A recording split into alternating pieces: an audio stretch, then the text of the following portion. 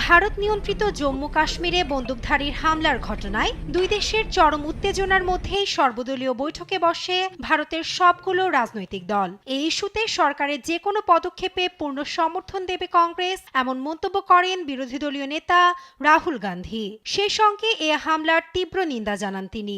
শুক্রবার জম্মু ও কাশ্মীরের শ্রীনগর সফর করার কথা এ নেতার। এদিকে চলমান টানাপোড়েনের মধ্যেই সিন্ধু চুক্তি বাতিল বিষয়ে পাকিস্তানকে আনুষ্ঠানিকভাবে অবহিত করেছে দিল্লি। পাকিস্তানের পানি সম্পদ মন্ত্রণালয়ের সচিব সৈয়দ আলী মুর্তজাকে পাঠানো চিঠিতে উল্লেখ করা হয়, জম্মু ও কাশ্মীরকে লক্ষ্য করে পাকিস্তান সন্ত্রাসবাদ অব্যাহত রেখেছে।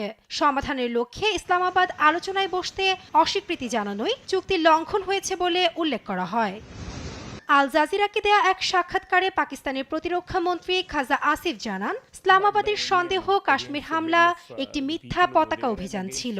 এদিকে সিন্ধু নদীর পানি সরানোর যে কোনো ভারতীয় প্রচেষ্টা যুদ্ধের পদক্ষেপ হিসেবে বিবেচিত হবে বলে মন্তব্য পাকিস্তানি কর্মকর্তাদের। ভারত ও পাকিস্তানের নেয়া পাল্টাপাল্টি পদক্ষেপে দেশ দুটিকে সর্বোচ্চ সংযম দেখানোর আহ্বান জানিয়েছেন জাতিসংঘ মহাসচিব অ্যান্তোনিও গুতেরেস। বৃহস্পতিবার মধ্যরাতে জাতিসংঘ মহাসচিবের মুখপাত্র স্টিফেন দুজারিক জানান, জাতিসংঘ মহাসচিব প্রতিবেশী দেশ দুটির পরিস্থিতি গভীরভাবে পর্যবেক্ষণ করছেন।